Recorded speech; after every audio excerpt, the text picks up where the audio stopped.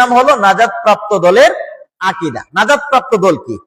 হাদিসের মাঝে আসছে লা তাজালু তাইফাতুন মিন উম্মতি যাহিরিনা আলাল হক, যে কিয়ামতের আগে একটি দল হকের উপরে থাকবে, লা ইয়াদুররুহুম মান খাযালাহুম, তাদেরকে কোনো কিছু পরাস্ত করতে পারবে না, হক থেকে আপনার হটাইতে পারবে না, হাত্তা ইয়াতি আমরুল্লাহ, আল্লাহর নির্দেশ, অর্থাৎ কিয়ামত আসার আগ পর্যন্ত তারা হকের উপরে থাকবে।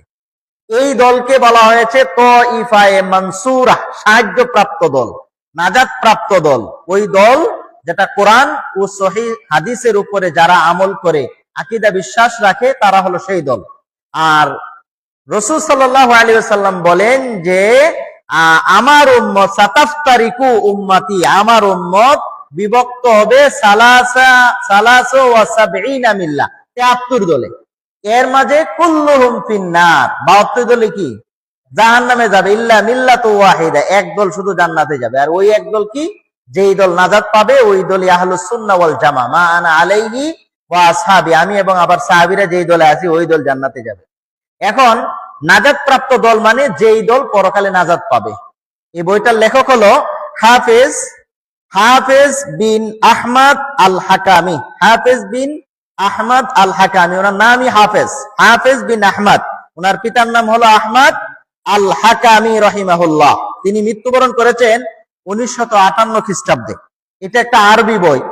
এই আরবি বইয়ের বাংলা অনুবাদ বা বাংলা ট্রান্সলেশন করেছেন সৌদি আরবের একজন দায়ী, বর্তমান বাংলাদেশের বড় মাদ্রাসা মুহাম্মাদিয়া আরাবিয়া যাত্রাবাড়ি ঢাকাতে অবস্থিত ওই মাদ্রাসার সিনিয়র মুহাদ্দিস শেখ আব্দুল্লাহ মোহাম্মদ শাহেদ আল মাদানী, মোহাম্মদ আব্দুল্লাহ শাহেদ মাদানী, তিনি এটাকে বাংলা অনুবাদ করেছেন এবং সেটাকে সম্পাদনা করেছেন জাহিদুল ইসলাম মাদানী।